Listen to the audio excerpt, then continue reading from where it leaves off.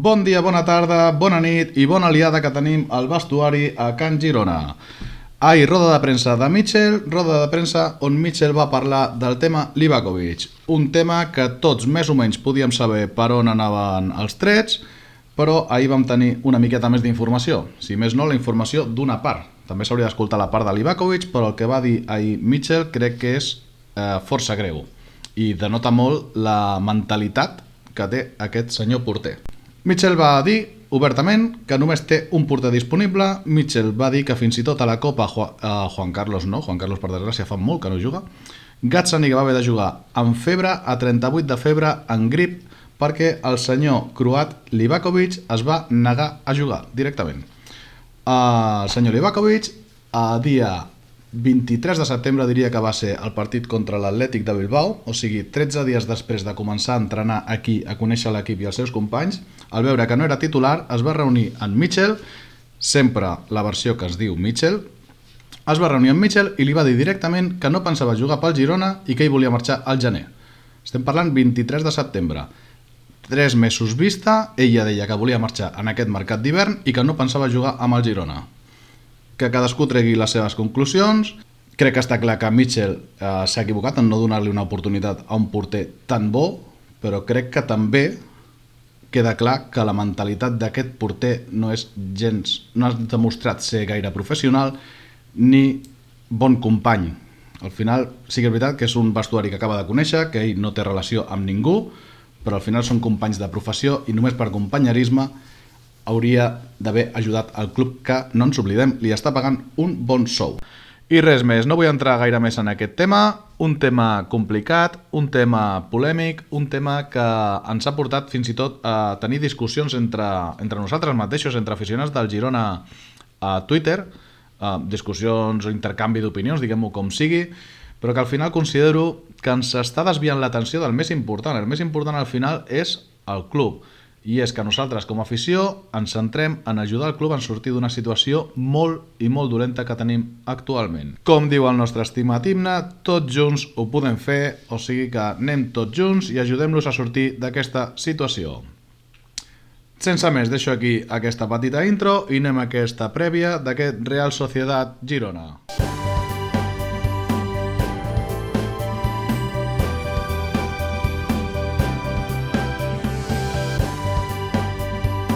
Doncs vinga, som aquest prepartit jornada 16, Real Sociedad Girona, visitem Anoeta. I com visitem Anoeta? Vinga, va, comencem el prepartit mirant-nos una miqueta al Malik.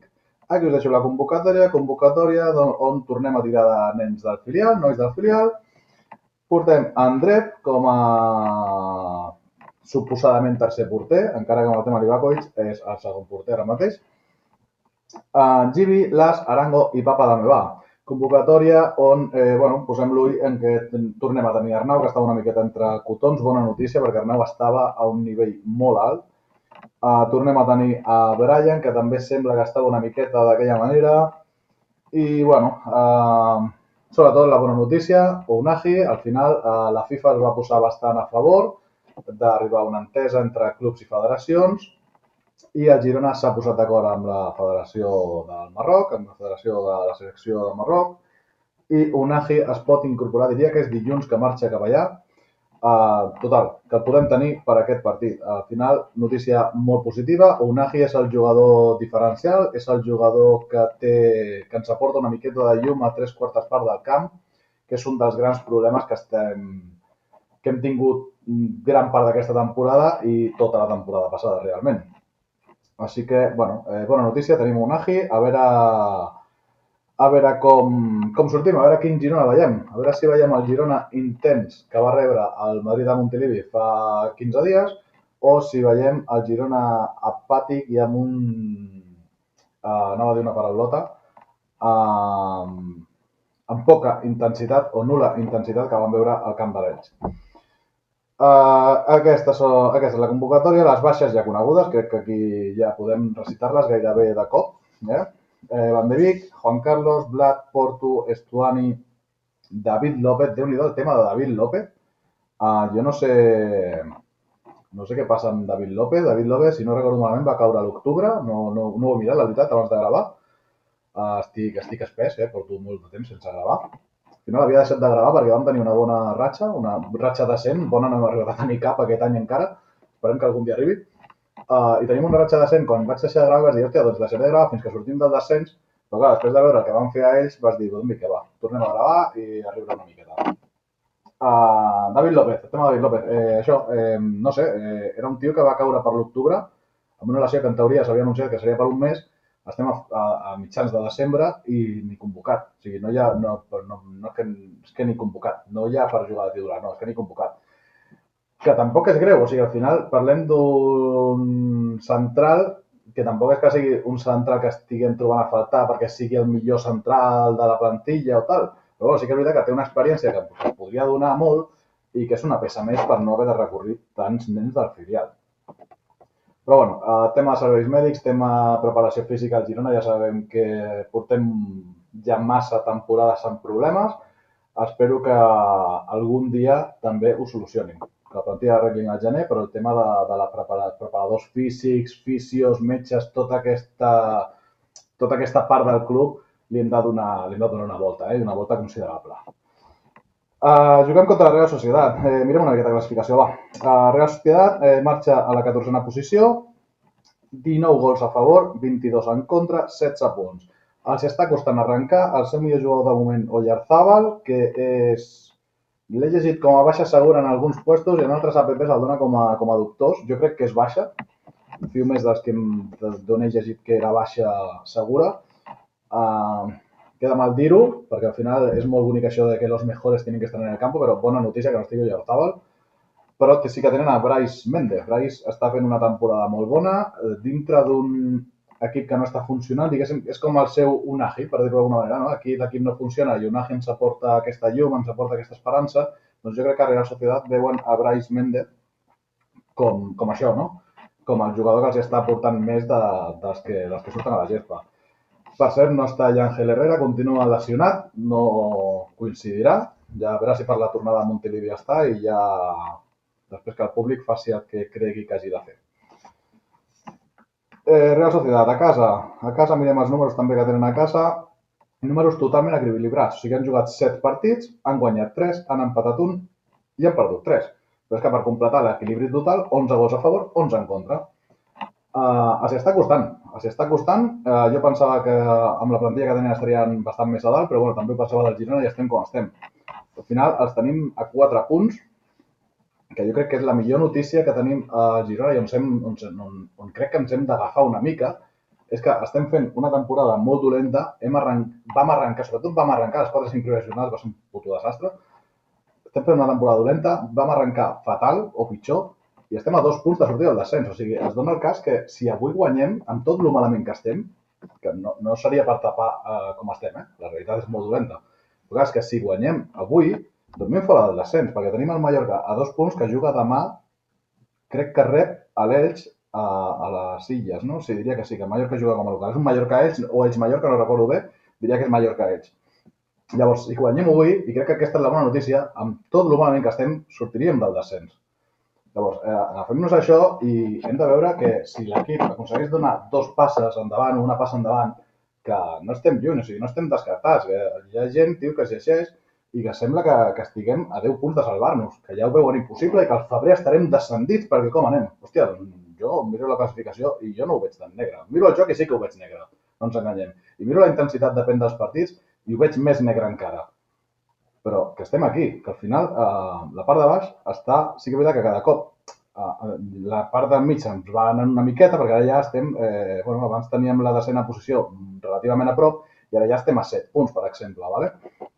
Però sí que som 5-6 equips fins a Osasuna, potser, que estem aquí, que no estem tan lluny. I la Real Societat, com caigui avui, es fica en el merder també. A veure que... Espero que es noti aquesta necessitat que tenim. Però clar, és que la Real Societat té la mateixa necessitat gairebé. Perquè com perdin, ens fotem a la merda també. Dit això, ja hem mirat una miqueta de classificació, hem mirat les nostres baixes, hem mirat la convocatòria. M'atreviré a fer una miqueta d'11. Em ficaré al cap d'un entrenador top com en Mitchell. Intentaré fer un 11 per donar la nostra millor versió. No, va, deixaré aquesta conya dels que van fer els amics dels tribuneros, com vaig riure aquell prepartit o postpartit, no recordo què era, que van començar amb les frases típiques de Mitchell, amb el top, amb el intenta donar la nostra millor versió, amb el serà un partit complicat. Vaig riure molt. Salutacions als tribuneros. Si per punyetera casualitat escolteu algun dia aquestes merdes que faig jo, res a veure amb com ho feu vosaltres. Us segueixo de fa molt de temps i m'agrada molt i molt com ho feu. No res, anem a atrevir-nos amb l'11, va. Ha arribat el moment. Aquí us presentem l'11 pel partit dels cunyats de Montilivi. Vinga, gràcies al cosí d'Unagi per aquesta petita introducció. No, va, que ningú s'enfadi, que és una conya, eh? Aquí us deixo la imatge. Començaré dient que sé que no és el que farà Mitchell ni de conya. Jo l'estava fent i jo mateix dic no ho farà, però bueno, és l'11 que jo crec que m'agradaria veure per veure el resultat que dona. Aquí el teniu, al final, Livakovic a la porteria no és conya. Gazzaniga a la porteria, tornaria a la línia de 5, jo no sé si hi ha algú més com jo, però jo crec que la millor imatge crec que la vam donar amb la línia de 5. Em donava una sensació de seguretat fort, potent, i crec que és el que necessitem al final. Guardar-nos bé nosaltres i després ja tirem endavant, no? A la línia de 5, amb Àlex Moreno, amb Francés, jo torno aquí a l'11 titular, Arnau Vitor Reis, Hugo Rincón. Els tres del centre, els he posat així, podrien estar de qualsevol manera, jugo amb tres dretans, m'oblido de Blind aporta molt tàcticament, però sí que és veritat que l'esquena li costa. Ja tenim Àlex Moreno, que és més sabià, que també li estan guanyant l'esquena massa fàcil. Llavors jo posar Blind també en aquest costat i ajuntar Àlex Moreno i Blind em fa més por que los pájaros d'Alfred Hitchcock, tu. A mig centre, me la jugaria i deixaria sol a Witsel. Per què el deixaria sol? Perquè si a la línia de 5 tens a Arnau, tens a Francés i tens a Vitor Reis, que són tres tios amb bona sortida de pilota, que tenen toc per sortir de pilota i ja estàs amb 5 darrere, crec que Witsel sol, amb l'ajuda d'ells, com a d'aquests tres centrals, ja podria donar una sortida de pilota relativament neta en l'equip. Torno a dir, aquesta és la part que dubto més que faci Mitchell. Jo crec que Mitchell deixar sol a Witsel al mig del camp no ho farà, però bueno, és el que a mi m'agradaria veure. I després una línia per davant, que seria Brian Hill, banda esquerra, a cama natural, diguéssim, per l'altre Sigankov i Unagi, com no. Unagi al mig, però Unagi una mica que vagi fent una miqueta el que li surti d'allò que tenim entre les cames, no? Una miqueta que es mogui i que toqui per on vulgui gairebé, que ajudi una miqueta a Witsel darrere, quan tinguem la pilota que caigui a una banda, que caigui a l'altra, o sigui, realment aquests tres que es vagin movent bastant, una mobilitat bastant considerable, especialment Unagi, que crec que és un dels fitxatges de la Lliga sense cap mena de dubte. La pena és que l'equip no l'està acompanyant, però ell, personalment, les seves actuacions són de fitxatge sorpresa de la Lliga, de jugador top. Davanter, Banat, més que res, perquè no tenim res més. O sigui, al final, o juga Banat o juga Arango, del filial. No hi ha Porto, no hi ha Stuani, Abel sembla que està fora també, no tenim res.